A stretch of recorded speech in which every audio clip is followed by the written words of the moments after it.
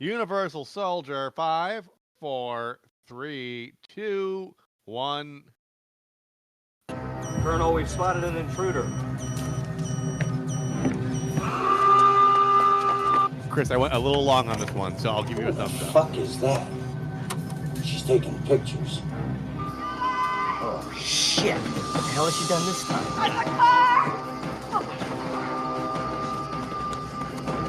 I think that would be a good time to leave Huey. What'd you get? Redemption. Let's get out of here. I want to do this my mind, even if you think what happened. What are you doing?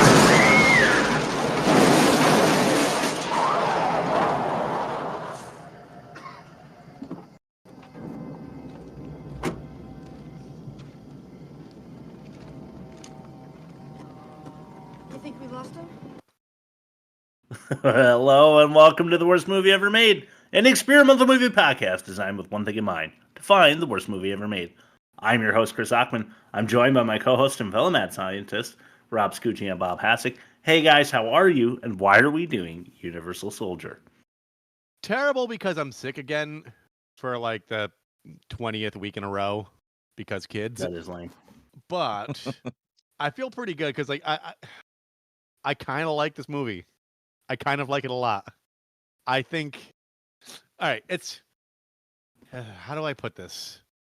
It's bad, but Yes. they were trying. This was 1992. This is like the beginning of the ramping up of the 1990s action movie excess, but it has a wink and a nod that I can appreciate throughout its run. It's disjointed. It doesn't pick a single lane and stay in it, but the swerving between the lanes, it was a healthy source of amusement. So I enjoyed it. Bob, how are you? I'm going to say I was amused equally, but amused because of how bad it was, not because Yes. of how much they tried. Yeah.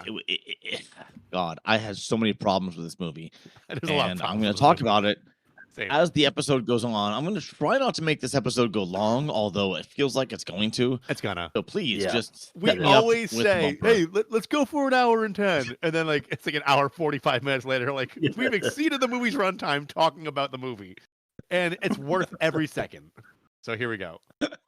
Mexican guy says to the black guy, I'm gonna give you $10, you can buy me some beer, I'm gonna loan you my car. The black guy borrows his car, goes to supposedly buy him some beer, and all of a sudden he gets out of the car for some reason and somebody hits him on the head. The best explanation. All right. Yeah, so I did something unusual today, and you're not going to like it, Rob. Get your left pinky finger ready. Okay. Because zombie zealots zip, zigzag, and zero in on a zippy Jezebel and another zombie at his zenith. Can you please repeat that? Oh my Yes. god. Zombie zealot. Zombie zip-zag. zealot. Yeah. Zip, zigzag, and zero in Uh-huh. on a zippy Jezebel and another zombie at his zenith. That would be Dolph. All right. Cool. Got Yes. it. It takes a pro to go with Z's. So I very much appreciate it. I really had to fucking work for that one, man. That was like Yeah. the most work I did all week, and I teach middle school. Okay, so Dolph Lundgren's character, which his name is Andrew Scott, Yes. loses his fucking mind in Vietnam, killing indiscriminately and wearing his victim's ears as a necklace. Of course. Yeah. As you He would. and Jean-Claude Van Damme's character, Luke Devereaux, are both killed in Vietnam. Now, fast forward to 1994, which is 25 years later, according to the timeline of the movie. Both of them are reanimated as Unisouls, an elite, seemingly unstoppable killing machine. And after a reporter sees what is going on, like with the Unisouls, the Unisoul team wants her to keep quiet. So Dolph's character shoots the cameraman straight through the forehead. Yes. Yeah. Then Luke, which is JCVD's character, Luke breaks from the squad as his memories are starting to come back. And then the movie is just them running and being chased while everybody destroys whatever property they want with zero repercussions. And eventually, Luke reunites with his parents and shreds Dolph's character with a hay harvester. And I had to look that up. I didn't know what it was. It was a hay harvester. All right. Yes, and I want to add this. I feel like I want to add this to every description. But I'm not sure if I want to. We'll see. So this had a budget of $23 million. Yeah. And the film ended up with a success at the box office at $36 million just in the US and $66 million overseas, totaling $102 million worldwide, which made sense because these kind of movies always do better overseas. Like these shit action movies always do better overseas. And I kind of figured that. Here's why. So it made profit. Yeah, it made a profit domestically, but made a shitload of profit internationally. Wow. Do you think it's because when they're dubbed into different languages, like maybe the dialogue reads a little more poetically or profoundly than compared to like American English? Possibly. I always just assume that Europeans like to kind of make fun of Americans for their actions. The excess, yeah. Yeah. But who knows? Maybe that's not true. Let's throw it to the best YouTube comment. Yeah.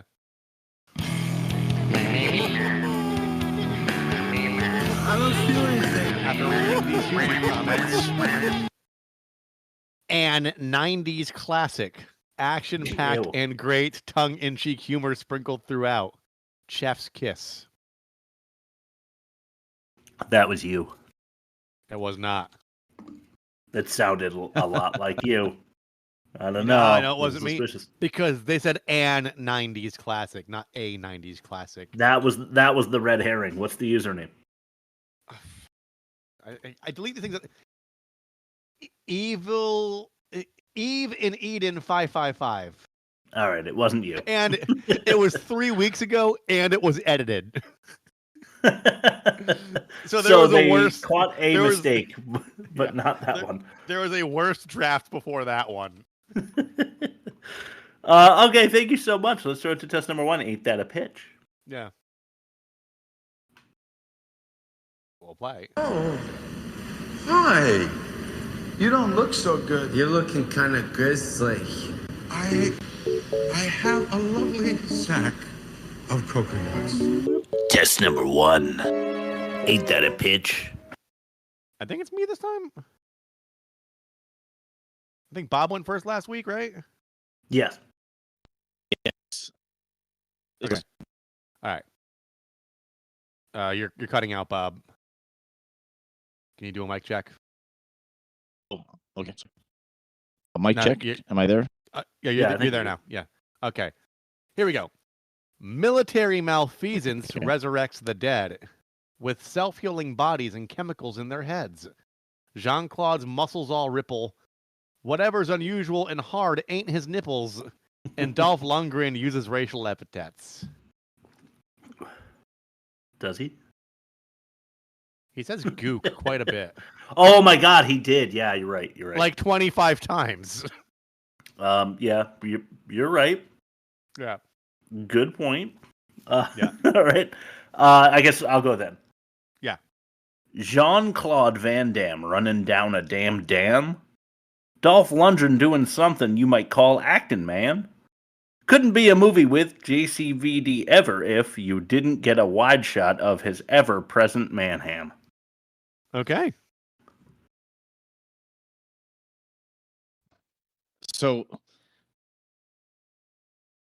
when I did it to myself, and I'm trying to rewrite it right now.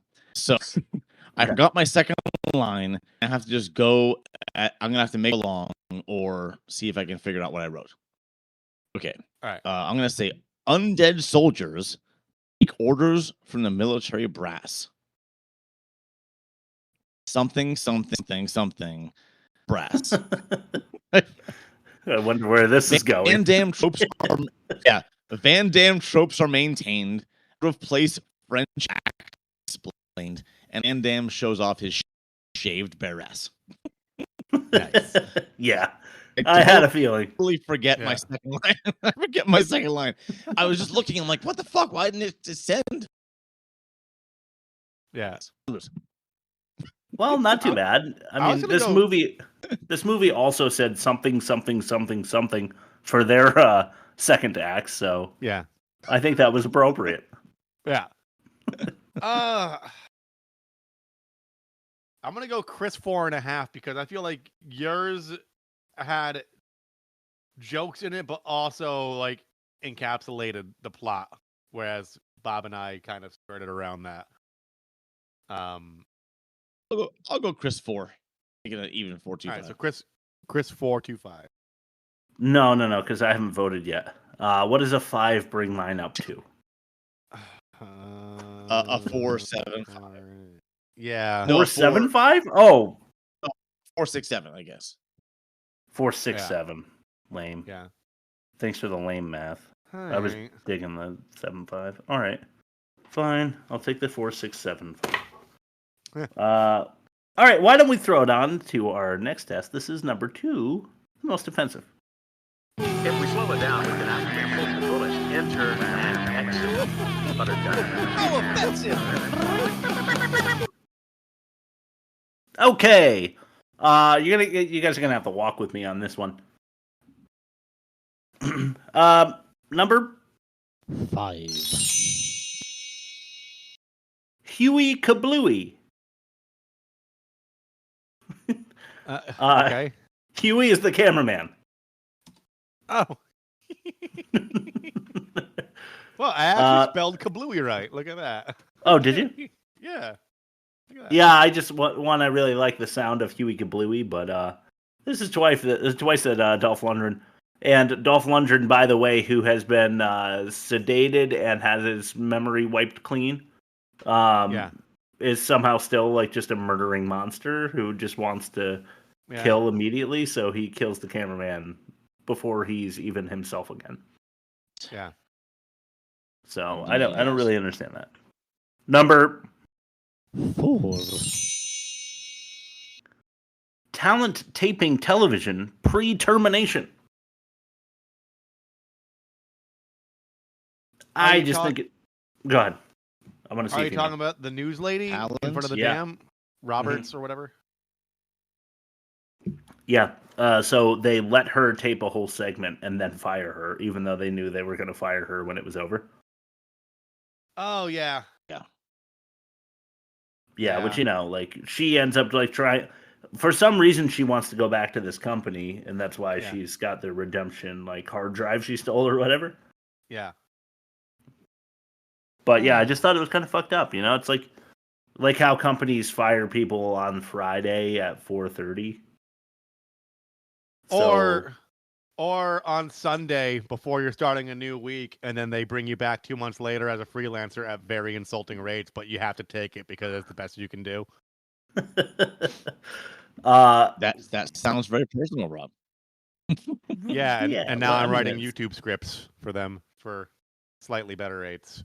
Anywho, is it under Adam and Eve 555?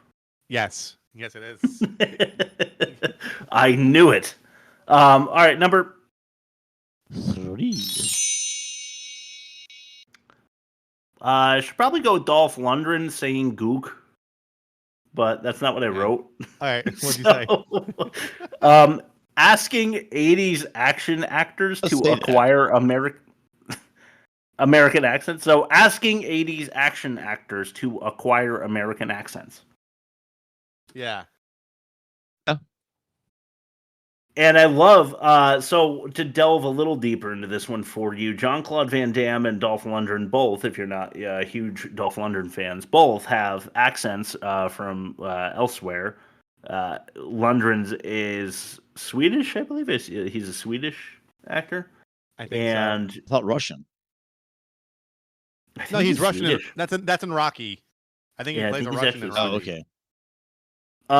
But what I find funny is that they have him as Sergeant Andrew Scott, who is just like the All-American. But they have to do the Jean-Claude Van Damme thing again, where he's from Louisiana and his last name is Devereaux, and we have to have some explanation again behind why his accent is there.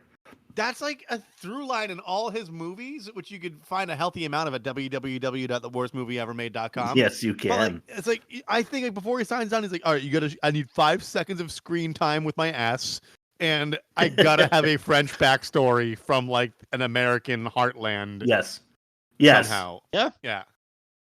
I'm a Bayou Precisely. boy through and through. Every time. All right, my number two. Female phone fumbling. I don't know if you guys caught this. Oh my Go god.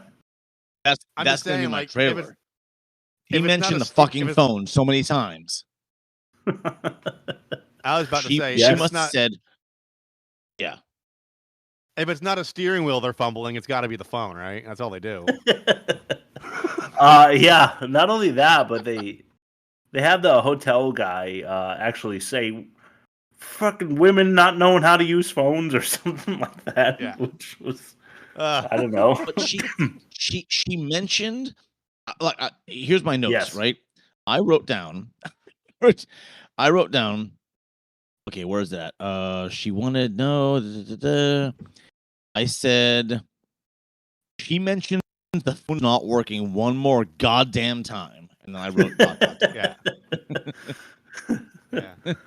Yeah, she did. about 30 It drove me times. crazy. Yeah. It was like And, it was Jean- like 1 5-minute segment. Yeah.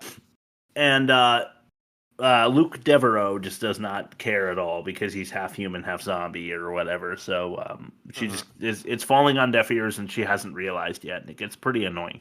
Yeah. And also the fact that they had Andrew Scott say gook a whole bunch of times. Yeah. Let's make that number 2 as well. Like 25 times. All right, number. Why is the soundboard? 1. There. This is a clip. We have ridiculous. Made interceptors now. I think homeboy's starting to like this shit. Don't be ridiculous. Continue playback. All right, come on. I mean, they got a poor black actor. The like 2. They have Tiny Lister, and they have this guy, Tiny Lister, who, by the way, was in our No Holds Barred episode. Rob, where could they see that one? www.theworstmovieevermade.com, and then you search the episode title, then you click on it, and then here we are. There we are. There we will be. I don't know. We're there. Just go there. Yeah, we're there for you. I loved that No Holds Barred episode. It's the one where Hulk Hogan like grabs a dude and then makes him say Dookie. Yeah, that he pooped his pants. But yeah, Tiny Lister's in that, and he's also in this. But otherwise, there's only one other black dude that I can count. There were 2, and his name is Garth. And he's got like 2 lines, and one of them he has to say "homeboy" because he's black. I didn't notice that because I don't see color, but now I'm seeing your true colors, Chris. Let's move it on to your ad read, Rob. Purple sticky punch. Illegal. I'm kidding. I also noticed it. Purple sticky punch. Illegal. Purple sticky punch. Rob's ad read. Today's episode of The Worst Movie Ever Made is brought to you by the new A24 cinematic event, Why is Grandpa Possessed and Also Naked for Some Reason? Remember lemonparty.org? Yeah, like that, but with 32% more demons and 5% more hog cranking. Leatherface ain't got nothing on Mr. Goldfarb's battered, chapped, world-weary sack.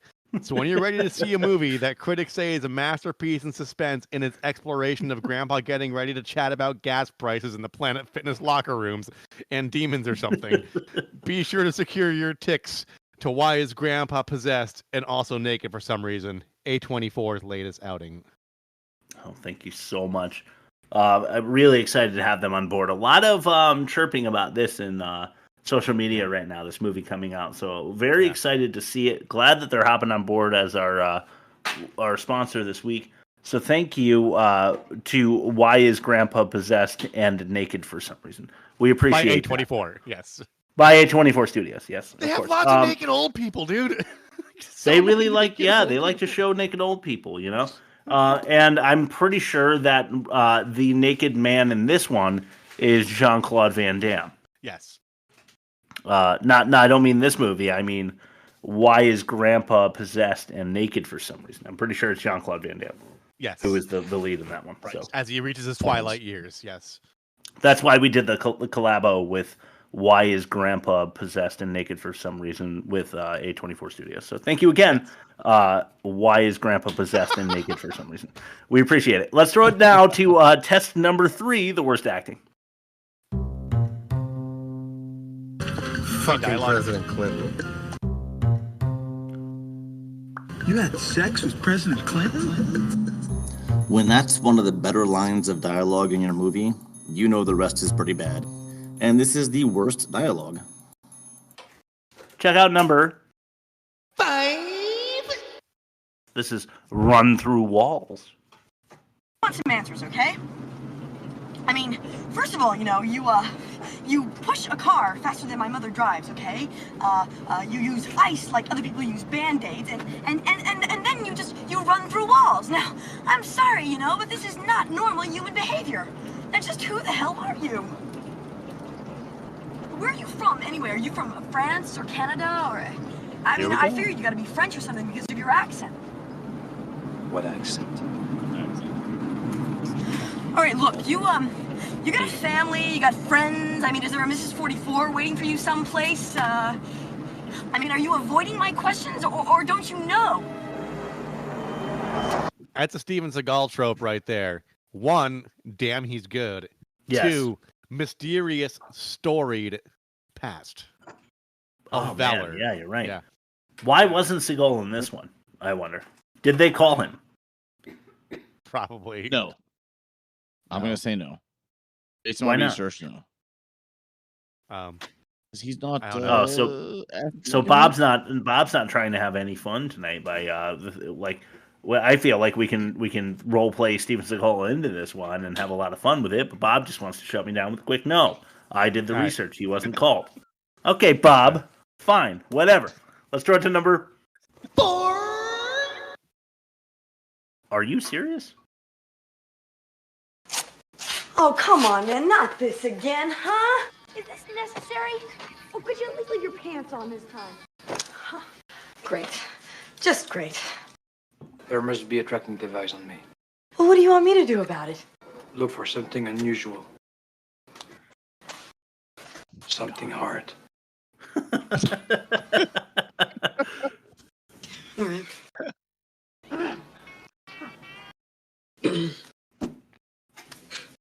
Stay in shape, don't you? What are you doing in there? Nothing. What do you mean, park your car? What, you never heard of valet parking? Valet. Do I look like a valet? What does this look like? Beverly Hills? Is that supposed to be there? Yes. Yeah, it is. It's very normal. Keep going. That That's his penis he's talking about. Yeah, you think it was? As his young son. Yes. Or like because he's reprogrammed not to feel emotion, maybe he just doesn't remember what an erection is. Or but the woman's touch conjured up the feelings. Maybe it's petrified, erect, because he was dead for so long. Like what's it called? What's it called? Priapism, when like the blood hardens in your boner, and then you gotta like get it drained by an anticoagulant or something, right? I'll say I've never seen a body so hairless in all my life as an adult. Yeah, true. He was a powdery little baby bud man, wasn't he? Airbrushed little concubine, yeah. Yeah. All right, let's throw it to number 3. This is Raw. Do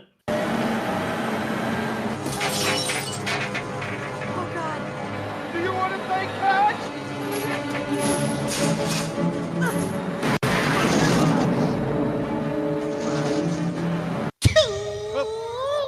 I am sorry. My soundboard's spazzing out.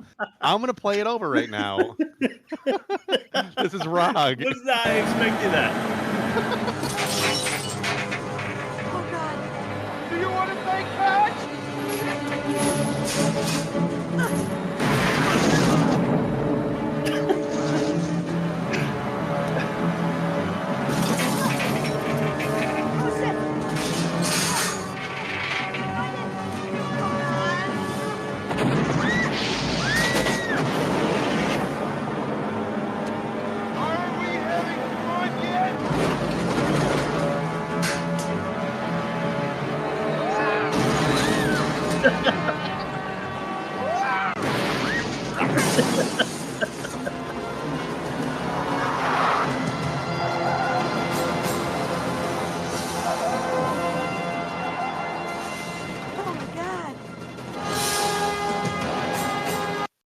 Okay. Lots of Raws in there.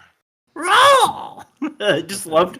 He's like, really the dialogue. I don't care. It's not that bad in that clip, but like, he's like, "You want to play catch? Are we having fun yet?" Yeah, like very, obvious, tropey kind of. I want to say lyrics there, but when he throws the grenades and he's like, "Yeah!" I'm just like super high pitched and weird out of nowhere. Really had me giggling to myself. But also, pay attention. We ran that clip a little bit long for our YouTube audience. Smash that subscribe. www.theworstmovieevermade.com, and then the YouTube logo's there, and you press that, and it takes you there. Then you press the hit that bell. You hit that bell. Yeah. The notifications. Subscribe button. You like gently just tickle it a little. That's how it likes it. And you hit the notification bell as well. Because we put one of these on every week. You don't want to forget. You want the stuff fresh out of the package. Like clockwork, unless it's ready to rumble, which was surprisingly stringent in their copyright takedowns. Is it up yet? Even if Rob's sick, he pushes through, and we record on Tuesday night. Yeah, that's true. Soundboard errors and all. Yeah.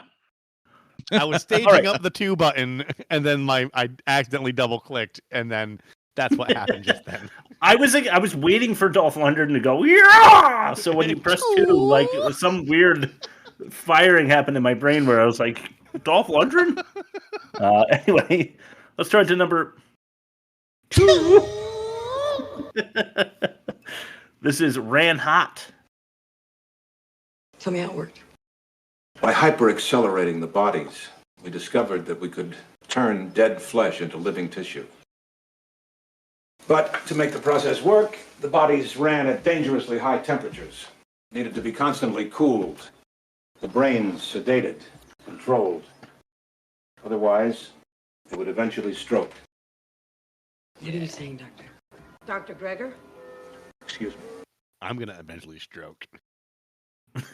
Yeah, me too. I'm overdue. You know what I mean? I'm going to tickle that subscribe button later. Goon Squad! Sorry. All right, this is I'm pulling one out of my old bag. This is junk science. Right. Like yeah. Oh no. I'm saying right this clip that we just listened to. Yeah. I could not wait for this doctor to explain how this works because they just have these zombies that Bob described before, but like to heal them, you just have to put them on ice. They overheat.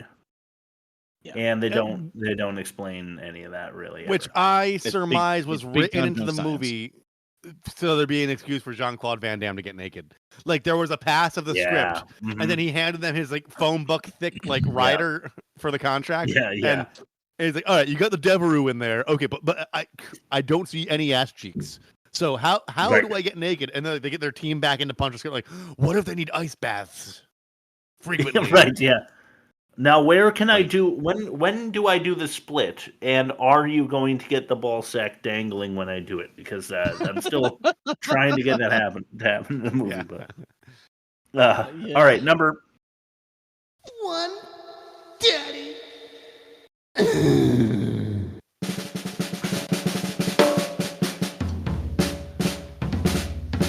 You know what? Fuck it. This is just run through.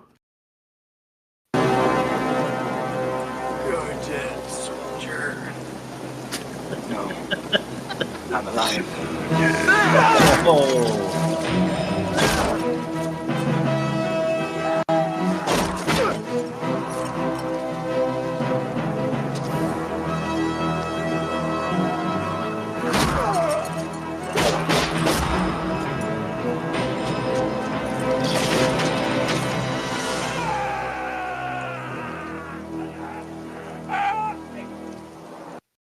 Yeah. You're dead, soldier. Yeah. Dolph was just as bad at his American accent as Jean-Claude was, in my opinion. Yeah. Yeah. Maybe worse because at least Jean-Claude is like, I'm from Louisiana. That's why. Yeah. I'm French. French American. He's a French American man. Yeah, just super cheesy, awful. I thought Rob, you might like that one because that was like the courtesy tap from Unhinged. Here's your I'm favorite alive. tap. Yeah. I'm alive, actually. Clunk. Test number 4. This is the worst production. There we go. Wow, that production sucks. All right. I'm going to keep this short because I feel like this episode's going long. So the tagline is pacing. Pacing. And I think you might agree. Yeah. So I felt this the whole time I was watching it. So the director and editor did like very poor job of piecing this together because they relied on the buildup to every shocking, in quotes, moment to create suspense, humor, action, and gore, right? But it didn't work. Yeah. Everything they did was visible from a mile away, and it wasn't worth waiting for. Agreed. Like, example, they go to the diner, and she's looking through records and has to go to the thing. And he's, like, eating, and people are, like, coming up to him, and he beats them up. But, like, the build-up is so long and it's so obvious. And then even the action is so drawn out and obvious. Yeah. And then she comes in at the end and is like, oh, have a good lunch. And they never resolved the fact that he just destroyed an entire diner. And everything in the movie was like that. Like, all the movie was like that. It was all this, like, long build-up and, like, long execution and, like, you know, a poor transition to the next scene. That was the whole movie to me. Yeah. So pacing, that's my thing. Yeah, I feel like if they really sat down and like fine-tuned this script and like tightened up like the funnier sequences, it would have been great for what it was. Like for its time and for its like they wanted to do an action comedy without calling it an action comedy. But there's lots of levity in this movie. There's lots of levity in this movie and it could have landed. Yeah. They tried really hard on the comedy tip. They really did. I agree. Yeah. I think because it didn't land, they tried. It was blowing up because Arnold was like making the mold for that. The one-liner king dude. Yeah. Where like it was a pretty serious action movie, but he would have those one-liners. So they're like, we can get Jean-Claude to do that, and then it's just a total flop. I've been thinking a lot about it, flop, really, but... and the reason Schwarzenegger's always going to be the king over Stallone, over Van Damme, over like any other action. It's he never took himself. He takes his job as an actor seriously. Yeah. And when we get to what we're watching, I'll explain. He actually has some pretty good acting chops. I found out like, outside of that. Yeah. But he just never took it seriously. He knows like there's a shtick. He knows that it can be self-referential, and if you tread the line just right, it's like a juggernaut of success. And I think Arnold pulled it off better than anybody else could have. I agree. He was like the Shaquille O'Neal of action movies. Yeah. All right, let's throw it to this is test number 5, the worst acting. I have a lovely sack. That very well may be, though your acting is not that good. This is the worst acting. Number 1. This is R13. No, it's GR13. You just have an R theme. Fuck off. Get back into the truck, GR13. The mission is canceled. GR13. I said it's over. My name is Sergeant Andrew Scott.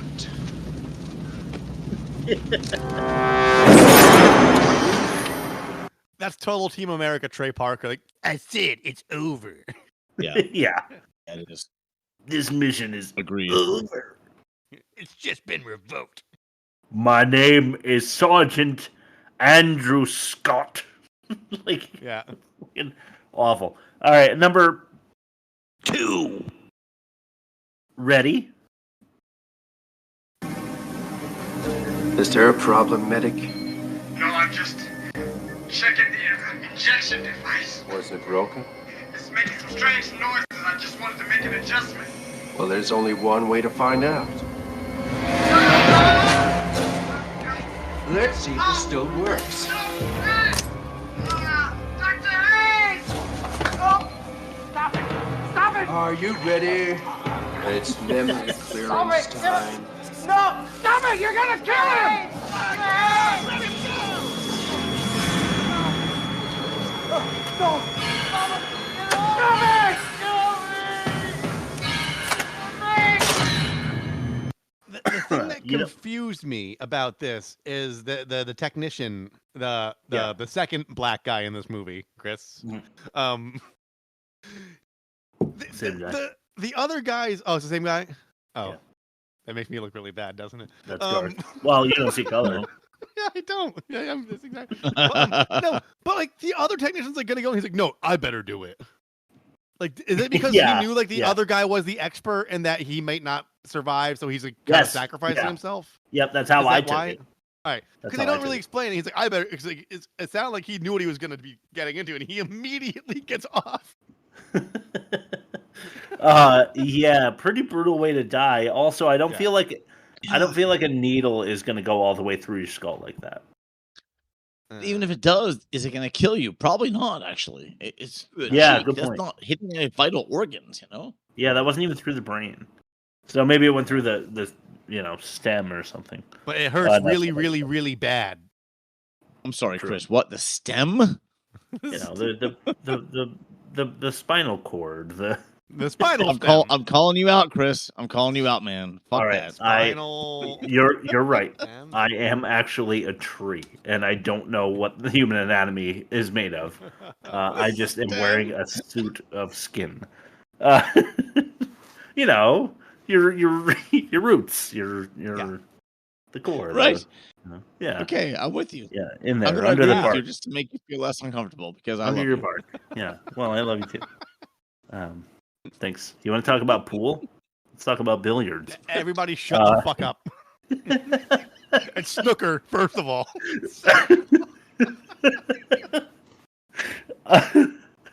All right, number 3.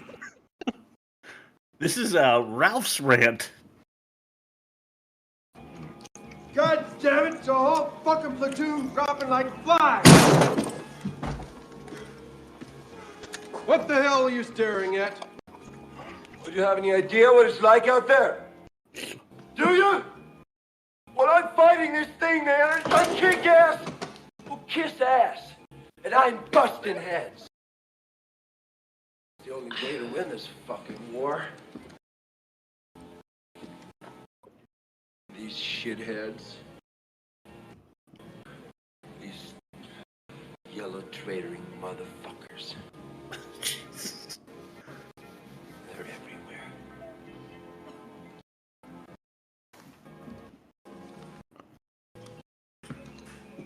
And I, Sergeant Andrew Scott of the U.S. Army. Thanks for the reminder. Yes, again. I'm gonna teach him. These are the two lanes the movie's in.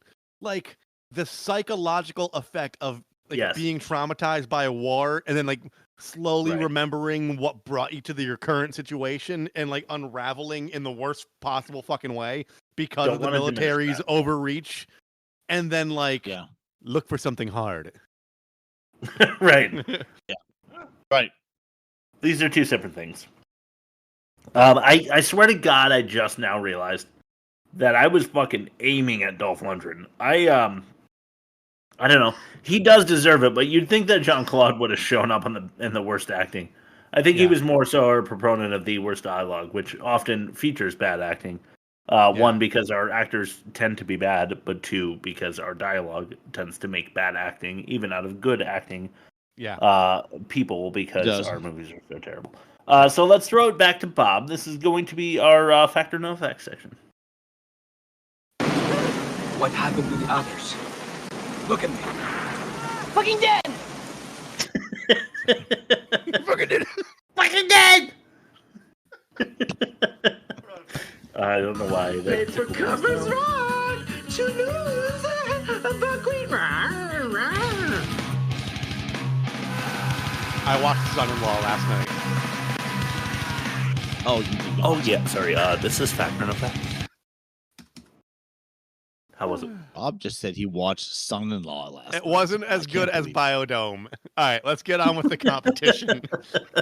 It can't. Oh God, fuck. Okay, anyway, Fact or No Fact is a game we play, and it's based on the name of the movie, which is Universal Soldier, which I called the game Universal Failure. Yeah. Nice. And Actually, yeah, that's perfect. the game is you guys got to find the facts and read out the non-fact. There's one of them. Here we go. First one. Nearly all of the ice required for filming came from a local 7-Eleven in Arizona. Okay. Okay, second one. Nearly all of Dolph Lundgren's dialogue was a voiceover as he couldn't master an American accent. A third one. The Vietnam scenes were filmed at an Arizona golf course. A fourth one. A local police department supplied officers as extras for the scene where Luke and Veronica are surrounded by the police. And the fifth one. This film uses the word fuck 19 times. Okay. Okay. And it's rated R, right? Yeah. Okay. I believe the fuck. I'm going to go backwards. I believe the fuck thing because with standards and practices are very weird, where it's like if you have this much violence on screen, you can only say fuck a certain amount of times. But if you don't use the word dildo, you could say the word fuck more. Like I learned this week when listening to like the commentary for the South Park movie, like the runaround they got where it's like you can't do these things if you're also doing this. So like, Stone and Parker were like sneak in something worse because it would satisfy the FCC or whatever. Right. So I could see that like it'd be 19 times because if they said fuck 20 times, it would push it over the MPAA ratings. Oh, okay. So I could believe that. Yeah. Local police department supplied extras during the surrounding scene. That I don't doubt that. I feel like a lot of times local precincts, when there's like a movie happening in their community, it gives them visibility and makes them not seem like the bastards we all think cops are all the time. No, I think they click their heels and they're like, oh, something fun for us all to do while more crimes are committed because all of our police finally I can serve my community as I see fit. Oh, that's being so funny. in this movie. Should I say it or no? Let's refer back to the previous episode. No, I'm not going to say it. Listen. If you want to hear Bob say "fuck the police," if you want to hear Bob's last word this episode, just wait. Yeah. Let me see. If you go to episode, I believe it's 194 at www.theworstmovieevermade.com, and Bob says "fuck the police" at like around the 48-minute mark. And he means it. Yes. We need to clip that. So questions 3 and 1, they both involve Arizona, which is like okay. So they're using the local community at their disposal.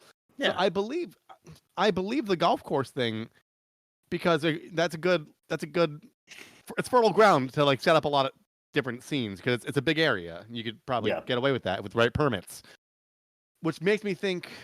So I believe Lundgren's dialogue was overdubbed because I mean if Tommy Wiseau has to do it, then I guess Lundgren might have to as well. I think the 7-Eleven thing's a lie. I think they probably got the ice from the golf course because country clubs also have ice machines. Interesting. So I think the 7-Eleven is the lie. I think they sourced because like they couldn't have filmed the Vietnam scenes at a 7-Eleven, and of the two, I think one of them's not true. So I'm going to say number 1. Okay, I feel like that gives you mathematically slightly better odds. Yeah. So I'm going to say that it was all sourced from a local 7-Eleven they told where they were going to be shooting a movie nearby, that that location. They were like, just make sure you got a lot of ice. just took this up because they were in those little ice baggies that say ice in like blue letters that have the like little snow stuff, and I'm not sure an ice or that a golf course is going to have that. And I also felt like it was tempting to say the golf course because the sets look very contrived jungle, like Vietnam jungle. I was thinking the same thing as what Bob was probably thinking when he thought of this lie. Wait, so I think I'm still suffering from that stroke I had before. I'm looking for the one lie, correct? Because everything else is true. Yes. Yeah. Shit. So 3 is pretty enticing, but I wanted to say that number 2, Lundgren did his own voiceovers because I know he's a really smart Swedish man. He's got like a fucking PhD. Yeah. He's like Yeah. That doesn't mean that you could be a convincing actor. That doesn't mean that you can do a good American accent. But when he goes and like slushes his S's and stuff, I feel like they would have had a better voiceover actor for him if that were true. Somebody who wouldn't do that because they speak for a living. Yes, but counterpoint, it could have been his own voice as the voiceover just because like he couldn't get the accent right in real time while filming, so he went back and redid his own lines. So he'd still struggle because he has that obstacle. Yeah. It's a slight improvement over what they filmed initially. Yeah, you're right. Yeah.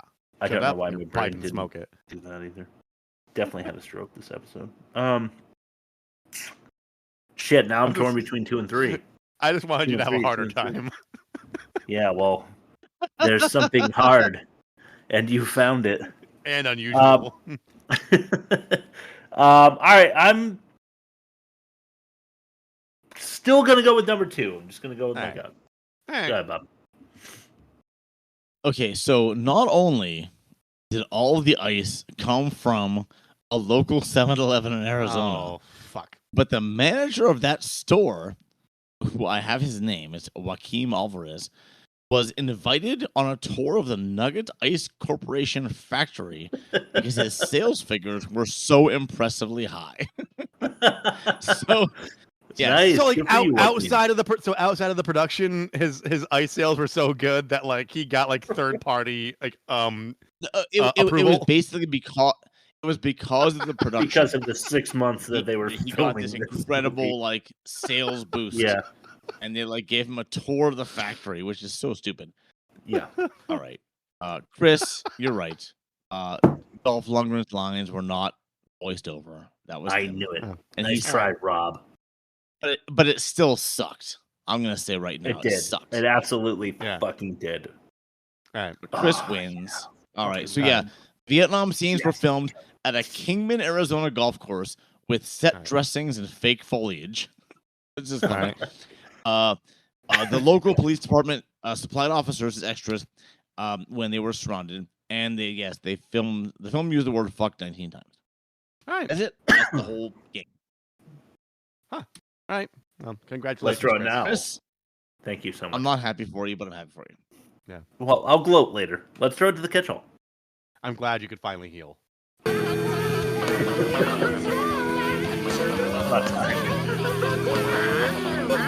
catch-all. All right. So many recognizable actors in such small roles and cameos in this movie. Yeah, it's like Seinfeld, you know? Yeah. You're like, oh, is that Bryan Cranston? Yeah. Yeah, that's Wayne Knight. Yeah. I know that guy.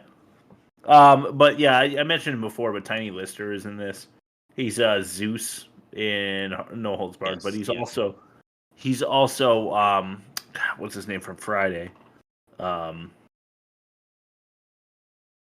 matter. Anyway. Friday, yeah. The scientist, like the lead dorky white guy scientist, is the like scumbag that you see in a whole bunch of other ones. I actually think he's like a lawyer in Life of David Gale. Oh, that's a good one. I haven't seen that. Yeah. I feel like that's a good movie too, dude, but I feel like it might actually have to be a bad movie episode if we ever did it. Because I think it... Oh, Aaron just yelled at me. Because I think if I watch it now that I'm 36 and I'm not 27, I might actually think it's bad. I don't know, but it's got pretty good reviews. Does it? Yeah. I don't know. Yeah, Nicolas Cage is in it. Does it? For a minute. Oh, of course. Then it must be amazing. Yeah. We're on the same page. So was Deadfall. Wow, 19% on Rotten Tomatoes. I told you. Yeah. Let's wait for the audience scores 81% though. Wow, is that the ratio. largest gap we've ever heard of on Rotten Tomatoes? I don't know, but it's up there. I mean, that's a wild ratio. That could be one of those like, oh, critics saw too many dramas of the same ilk at the same time, and they're jaded and just wrote it up. That same Oscar year, yeah. Yeah. All right, Bob, go ahead. I'm gonna say so. The ear necklace is kind of badass. Yeah. Though it would honestly probably take longer to make than the time he truly had after slaughtering his platoon. Right. Like if he slaughtered his platoon and like had to cut their ears off and like thread them through his necklace, like he wouldn't have had the time that he actually had. Yeah, and they were clean cuts too. Yeah. Bob, go with me here. Let's say 9 of those 10 ears were all like Charlie's that he encountered before he strung together like one of his corporal's ears onto it. You know what I mean? Like they all like kind of knew that he was going a little crazy because he started cutting the ears off the Viet Cong, so to speak, as he rampaged through the wilderness there, rampaged through the golf course. And then he strung one. Yes. But that's giving the movie too much credit. Hit your bingo cards. The bus driver is dead for a good 4 to 5 minutes, and he somehow guides them to a narrow pass between 2 gorges of the Grand Canyon before JCVD takes the wheel. Yeah. I mean, this was the I think the best dead driver award. For sure, goes to this bus driver. No vehicle has ever made it farther and safer than that dead bus driver. Yeah. Kudos to him. I don't know. Maybe we should give this award out every year or something. Like best dead driver. Yeah. Yes. That's true. But I'm thinking this is our award winner through 64 seasons. Congratulations to him. I watched True Lies recently, and there's also a dead driver in Jamie Lee Curtis's vehicle when they blow the bridge up at the end. Yeah, but was he go like 9 yards? This guy went like 16 miles. Kept them pretty safe. Yeah, the dead driver was going far enough for like a helicopter to like get level with the car and like rescue okay, I mean, Curtis. That's a pretty good job. It's a pretty good job, Yeah. I didn't time it. I didn't know really the category that we were ranking. Well, that really going to be fucked when we start talking about RIPD. Because I think you could count one of those undead, and I'm sure one of them was driving a car. Like Kevin Bacon drives a car for a while, and but in the spirit of what I'm talking about, it's like a guy who got shot in the head, and he's definitely dead, but his foot's still like somehow on pressed against the gas, and like his arms are like guiding the car. Yeah. Or it's just his chin or something. This guy was elite status. Amazing dead driver. Okay, go ahead, Bob. I have so many. I'm gonna go back near the beginning. So the reporter, she says, "I have an idea," and then the cameraman said, "No, you don't." But she's fired. Like like one piece of dialogue prior, she was fired by her boss. Right? True. So why is she in charge of anything at that point? And why was the cameraman following her? And the poor cameraman got shot in the head because he's just there. Yeah. Like the Huey kablooey, Maybe it's an independent contractor thing. And the cameraman's under her. The cameraman's under her employ, even though she was. I'm just fucking with you. I was wondering that too. That was going to be my point of contention, but that's the thing. Like she was obviously already fired when she's like, "Hey, follow me. I have an idea." And then, of course, he does when he shouldn't have to, and he's the one that gets killed, not her. And then she never gets killed. Like, that just pissed me off. Yeah. She was kind of hot. Yeah. No, she was not. Chris, shut up. Kind of. Yeah, I did like she was like halfway to diner waitress, but like otherwise kind of hot. You know what I mean? Yeah. All right. I'll give you halfway to Dino Racers. Yes. I'd get in there. Yeah, why not? Sure. Why do the why do they apply the like zipping sounds every time a Universal Soldier moves, as if to make them sound robotic? Because they're not. Right? Like Yeah. like they had the sounds of like the servos and the gears. Right. Yeah. I agree. But they're not. They're obviously they're human. Yeah. Fuck that, man. I agree. Did not understand that. Good enough. Yeah. So, first of all, this is the trope, right? We've talked about this before. They escape from the motel, right? Yeah. Yeah. And then they're driving at night, all night, and then suddenly it's daybreak, and then she says, "Hey, let me ask you questions. Like, what's this? What's this? What's this?" Like, had they not talked at all before that? The awkward silence for 12 hours. Like, it was just for 12 hours. And, would you like a peanut? And it's all the questions we as an audience, it's all the questions we had too. And it's just that's a trope. That's a trope, and I hate it. And they really push it to the extreme in this case. That is a fantastic trope. Yeah. Yeah. They stuff the trunks of cars with ice to protect themselves from the explosion. Like that would prevent it from killing them. It's like the fridge in Indiana Jones Crystal Skull. Yes. That is by far the most egregious example of this idea. But yeah, he gets into a refrigerator and survives a nuclear bomb. You can't beat that. That's the worst thing we've ever seen. Maybe on the worst movie ever made. But in this case, it's also very bad. Yeah, well, I was laughing because then they opened his trunk and he's on ice, and I'm like, oh, okay, like he's on ice because he has to be to recuperate or whatever. Yeah. But then they open her trunk and she's on ice too, and I was like, what the fuck is that about? So I started laughing to myself, like that's so funny. Like they must have packed both. Yeah, and then the third guy, the hillbilly guy who was their valet. His trunk was full of ice, and I was like, oh, so that was definitely intentional. And then I thought, oh, it's because the explosion was too hot. Like, they knew that was going to be so hot that they needed to be on ice. But it was, like, then I thought, well, if they're afraid of the explosion being enough to kill them, then, like, maybe don't be in the radius of the explosion. Yeah. Rather that than pack the trunk full of ice and hope. Yeah. Cross your fingers, pray, you know? Yep. Say something to Jihad or to Allah, and pray that you're. Anyway, go ahead. Speaking of the gas station attendant in the trunk, when they first got there and like talked to the gas station attendant and said, "Hey, park the car," he was like sleeping on the job with a newspaper over his face. He was.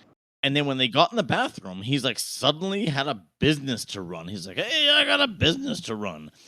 Just because he's bothered by them being in the restroom. And I thought that very insane because he was doing zero work and no one was approaching the gas station, but suddenly he was bothered. Like it just seemed very out of character. I mean, that just seems like your typical small town like podunk gas station owner. Like, like ready to be cranky at the Yankee. Wow. Fuck, what was that I just said? That was amazing. I get that, Rob, but it still doesn't make sense. Yeah. Oh my god. I think we just hit new shirt material. Yeah. Cranky at the Yankee.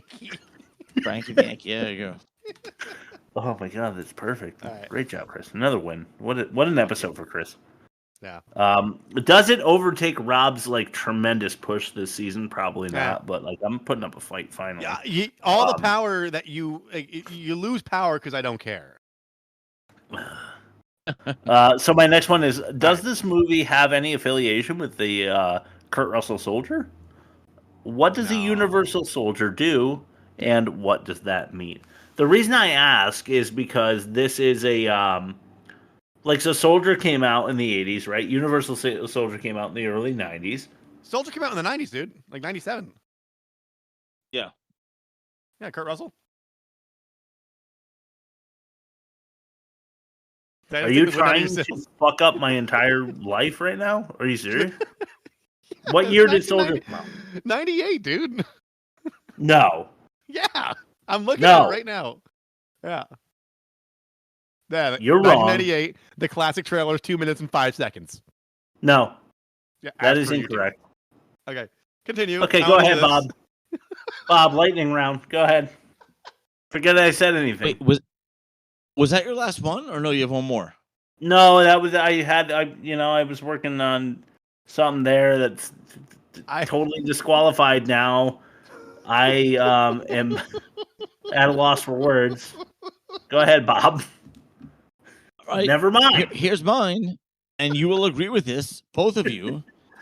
Yeah. A diner with a pool table and a jukebox. Ooh, yeah. Yeah. Like, shit. You don't fucking see that. That's not a thing. Space.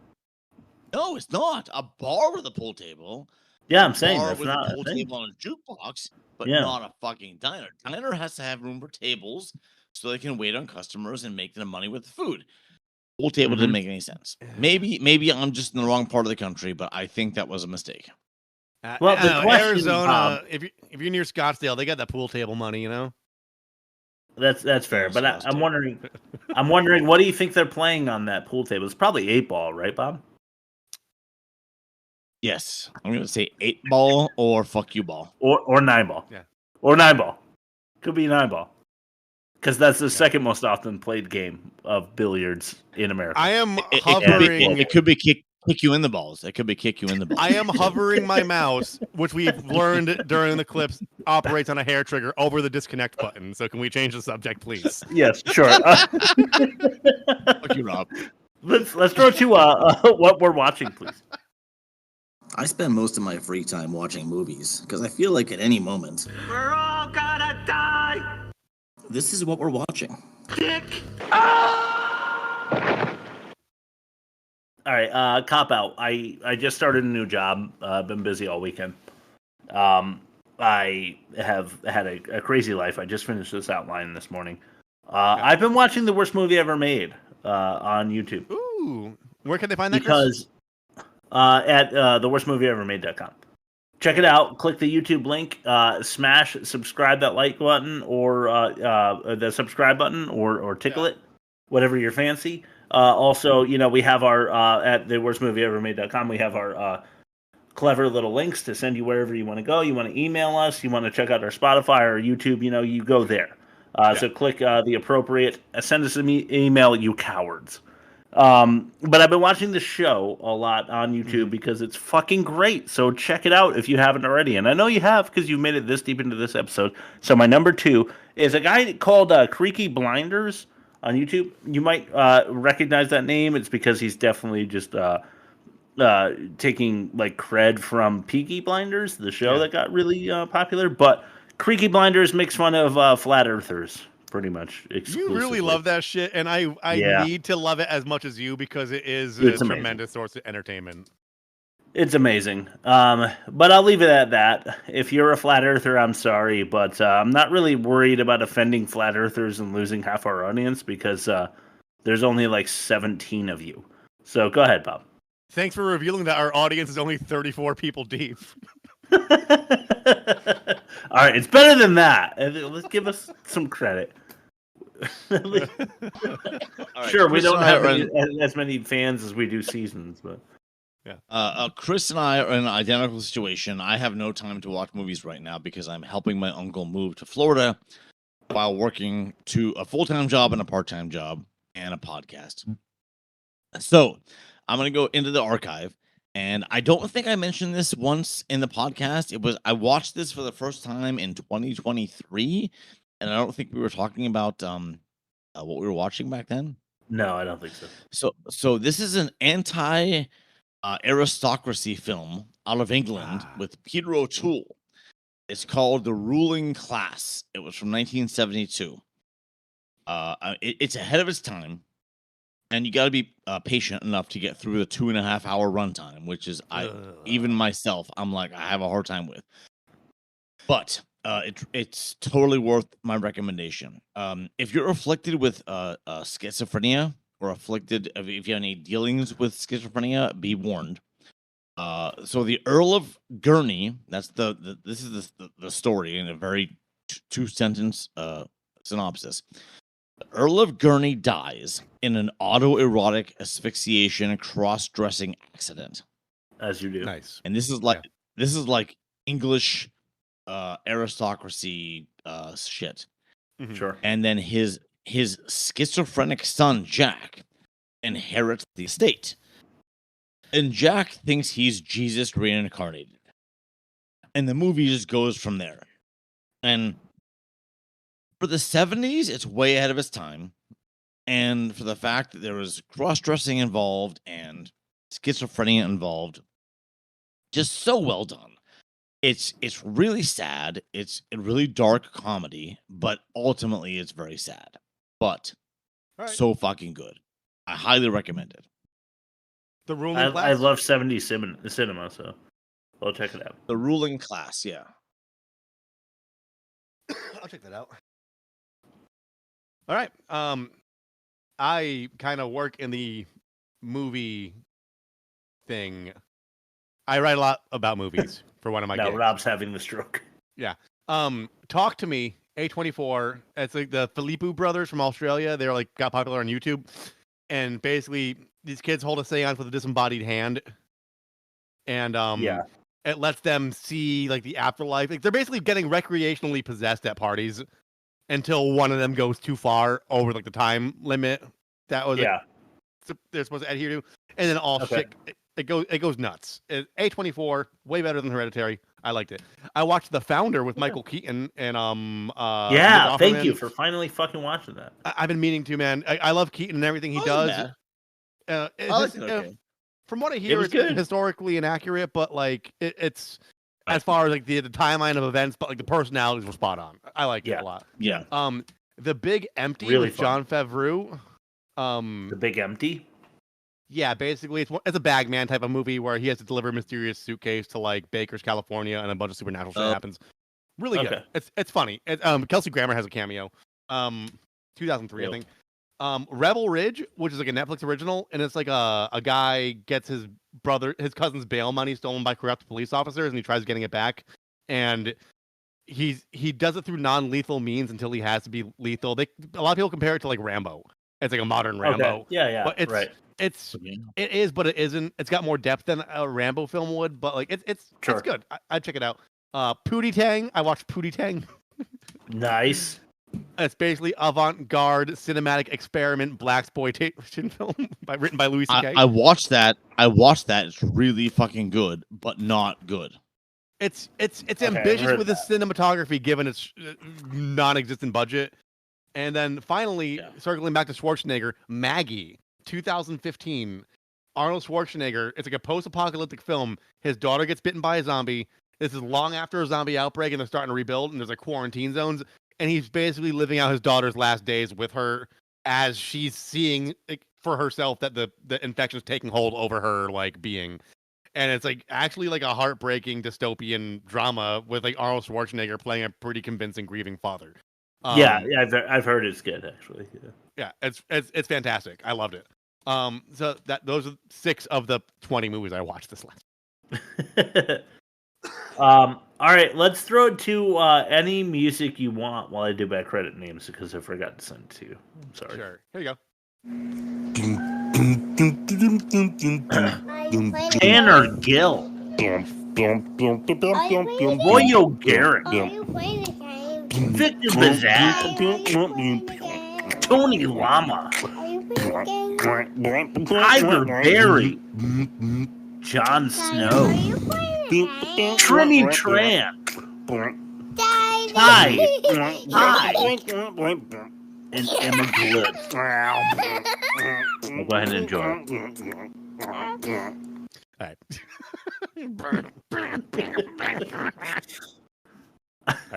right. Very wet.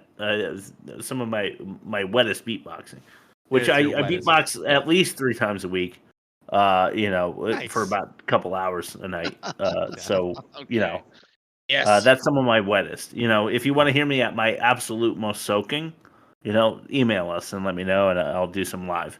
But otherwise, let's throw to offensive minigame. Offensive minigame. I had to get something on the write up real quick. Offensive minigame. Where did it go? There we go. You know, at this point in the show, I don't feel anything. You? Me neither. You? Nothing. So let's just jump to the offensive minigame.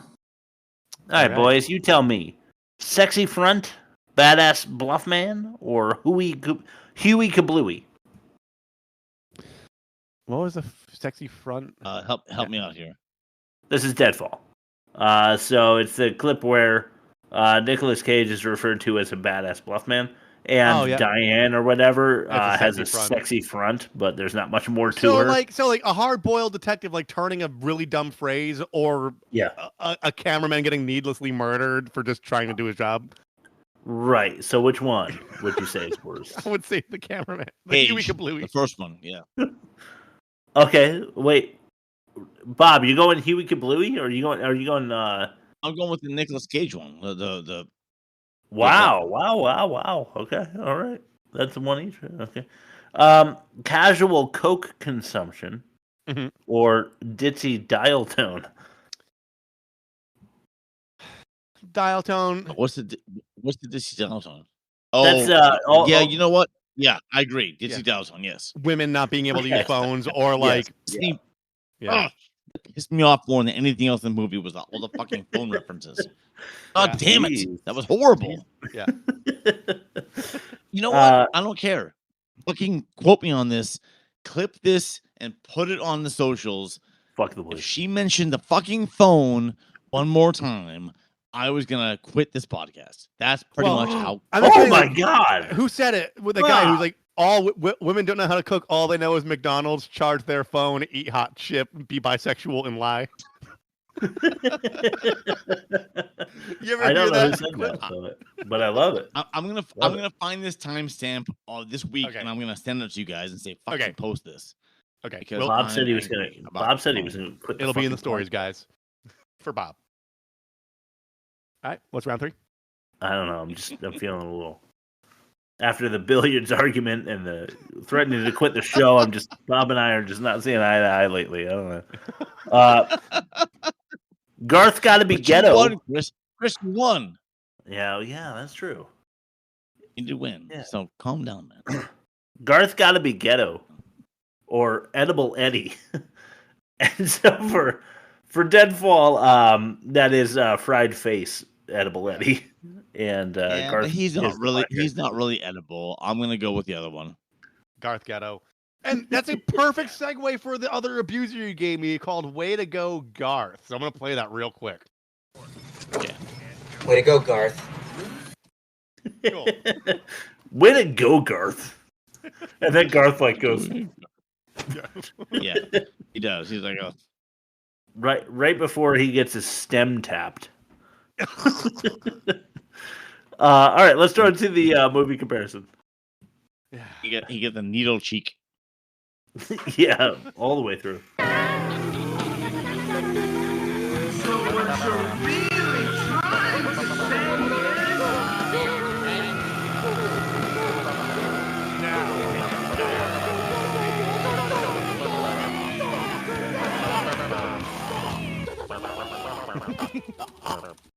All right, so everybody listen, I thought it was important to mention that even though it's not one of the segments that we do in the movie comparison, I did win the fact or no fact. Okay. So Deadfall or Universal Soldier, let's find out. Rob, you had a 5-star pitch. Nice job for Deadfall. Because I really emoted on Deadfall. Yeah, that's right. Yeah, I had a 4 points. I had a 4.6759 star win on this one, which if you round it up, I guess you could bring it up to 5, but we'll give Rob this one. No, fine. You can't. Thank you. Offensive minigame. Offensive minigame. It looks like we're gonna go with actually. Really? Right? Yeah. Universal Soldier beat Deadfall. What the hell? That's I mean, sometimes you don't agree with science, but science is it's science. Science is science. Yeah, science doesn't lie. Science doesn't care about your feelings. Exactly. Yeah. Facts don't care about. I think Ben Shapiro said that. Yeah, before he started talking about his sister's tits again. All right, let's throw it to dialogue. What happened there? What do you think? Deadfall. Deadfall. Or Deadfall. Yeah, Deadfall. I think Deadfall. Okay. Yeah, no, I guess. Production for Deadfall was busted budget. For Universal Soldier, we had pacing. How do you guys feel about that? I guess that raises the question: would Deadfall have been better if it had more money thrown at it? 'Cause I don't think it would have been. Well, that's the thing is that it did, but then it lost. Would Universal Soldier have been better if it was shorter? If it was 20 minutes shorter, It would have been shorter. if it was like a tight 90. Yeah, Right. It was like This a tight is a 90 minutes. toughie. This is a tough one. I'm gonna say pacing because Universal Soldier, in my mind, could have been a really good, fun summer blockbuster action comedy if they just like tighten it up. And because it isn't, I'm more upset. I don't know that. When did that ever happen with Jean-Claude Van Damme on the project, though? I would say Bloodsport. I'll still defend Bloodsport. I love Bloodsport. We should do it for a bad movie. I understand it's not a good movie, but it's so enjoyable. If they focused Universal Soldier a little more, it could have been great. And the fact that it isn't makes me upset. Whereas like Deadfall, like if they threw more money at it, I think it would be marginally improved. No, because Deadfall still had the same director who was letting Nicolas Cage do whatever he wanted. True. And letting his aunt do whatever she wanted. Yeah. It was just it was a nepotism project, and I didn't think it was ever going to succeed. That money just would have went into Cage's nose. Yeah. Yeah. Okay. So are we going? I'm going Universal. I'm going Unisol. Yeah. Acting. I think Universal Soldier. No, Deadfall. I think Deadfall, I think 1000%. Deadfall. Deadfall Because of Nicolas Cage. Because everybody and his aunt. Everybody, yeah, everyone sucked. I guess Universal Soldier. The only actor that sucked was Lundgren, and it was only because his accent sucked, and he overacted. Fine. And I know he was a major actor, but he was only one actor out of many. There was a lot of characters in that movie. We need a demerit for Universal Soldier. Accents. Yeah. It's got to do with the accents, at least. Yeah. I think just accents in general. Jean-Claude's being explained unnecessarily and Dolph being poorly done. Yeah. Purposely. How about accentsless? All right. I like that. Yeah, I like that. I could dig it. Accentsless or soap opera logic from Deadfall? You know, I'm going with soap opera logic. I just don't like Deadfall was just as much as I didn't like Universal Soldier, it had the beats of a movie, it just didn't carry through with the pacing. It had the potential. It had a Terminator 2 potential. It just slowly went through it and then didn't deliver on the twist. By the way, audience, Universal Soldier had an alternate ending where Dolph, this is crazy, right? The people that were posing as his parents were plants that weren't actually his parents. This is the alternate ending, right? They were plants, like me. Yes. And when the doctor came to his rescue, which was the guy from Law and Order, he was actually organized this whole thing to entrap two Unisols, and he got arrested because the news crew got there and exposed the whole thing. And Luke and the reporter woman survived, and everyone else was arrested or it was so fucking dumb. So yeah, I do think as much as it was bad, it could have been worse if they went with the alternate ending. And I want to say the other movie had a bad ending in general. I think Deadfall deserves to win worst movie. Yeah, I do. I think it earned it. It's a bad movie, plus Nicolas Cage is like all-time what the fuck in that movie, so I guess I'm fine with that. Also, how many times? This is the second time we've had a Coppola movie like do poorly in our polls. Like, yeah, that's a big deal. I think that's a big deal. Yeah. That's fair. Do you guys remember what the movie that I put on there with On the Line? Was it called Living on the Line? It was, yeah. And here's the problem we have with the poll. Now, since we're segueing to that, Yeah. let me pull it up real quick, and here is the dilemma that we are facing with the poll. Okay. I'm gonna look this up while you guys do this. I understand it already. All right. So here is the dilemma. You go into the archive. So we had Mel Gibson's On the Line. Bob and I both chose it. Yes. With a collective 50%, 31% on one and 19% on the other. Life on the Line, which is a John Travolta movie, apparently, about courage, risk, and sacrifice. Here's the issue. By itself, it matched the two On the Line with Mel Gibson, which makes me think that it wins. Power surge. Because it power surged the other two options. And I want Mel Gibson to win. I picked that one. But Life on the Line got 50. Wins and what year? Life on the Line. I think Life on the Line should take it personally. Yeah, Life on the Line wins because it tied. It had 2-1 odds against it or whatever, and it's still tied. What year, so I can look it up? Life on the Line. 2015. Yeah, 2015. Life on the Line.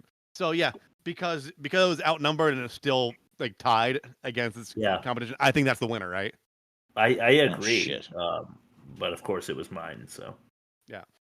All right. But I got a copy. I got a copy coming through, but it's really like barely. We'll see if it comes through. I'll give it a shot after my edits. See if I can find a copy. You do yourselves a favor. I think I got it. All right. Guys and audience at home, check it out on Rotten Tomatoes. See what it got. Just for your own pleasure. Before we throw it.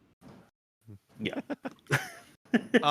And you could stream it on Peacock, I think, for free for anybody who doesn't like. And please do that. We need to remind the audience when that's possible, which we never do. We should tell them when it's free. And in this case, it's free to watch this movie. So watch it and then make fun of it with us.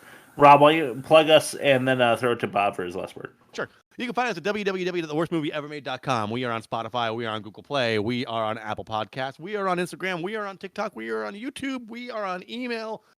If you want us to be anywhere else, you got to email us personally and give us the exact coordinates so we could meet up with you in high five, and then we could talk shop further from there. We do polls like the one we just worked through and agonized through and figured out that John Travolta beat out Mel Gibson. Yes, he did. And we're on social media. We post stories. We post trailers. We have fun. We have a lot of fun. So www.theworstmovieevermade.com. Bob, what is your last word? Obviously, it's fuck. Nice. The police. 19 times. Yeah. 19 fucks. And there's that the 20th. Fuck. Yes, there it is. I thought it'd be Unisol fuck, or fuck police. Fuck this. No. Fuck this movie. Okay. All right. Fair enough. Thank you, Shay. Thank you, Shmay. And bye, Jelly. Oh, we're gonna have this so bad. Movie's coming hot. 2 minutes. Cool. It should be downloaded. Cool. Life on the Line, 2015. Entire Stanley full of blackberry citrus seltzer. 6 beers. You win. Is that like 72? That's 72 ounces. Grandma's like masters, and my uncle still has. I'm filling with water and drinking fully Nice. All right. Bye, Jelly School. Bye, Jelly School. There's a collider. Collider. Look at her. Collider. Collider. Thank you.